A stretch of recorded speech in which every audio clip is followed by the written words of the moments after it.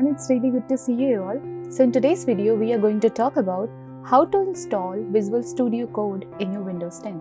So what you have to do, you have to simply type this, and this is the first link which you have to click. After going here, you can see that you will able to see a download button here.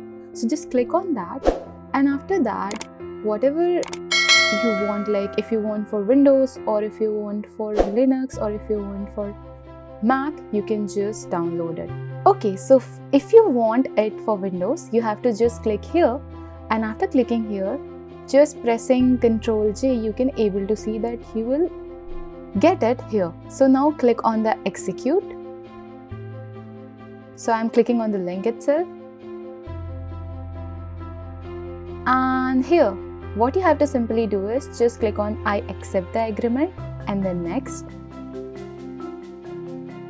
So if you want to change the location, you can change this, or you can click here to browse and then change whatever the position you want to place that.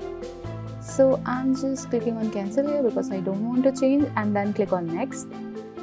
Again, this is the setup. Again, you have to just click on next.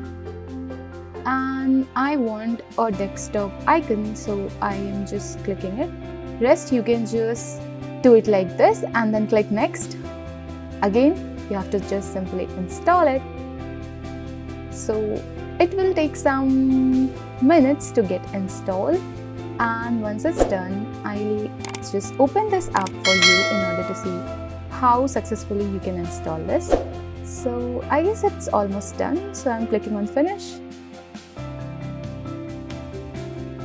So here you go. You have successfully installed Visual Studio Code in your Windows 10. So yeah, this is it for this video. I hope this helps, and thanks for watching. See you in the next one.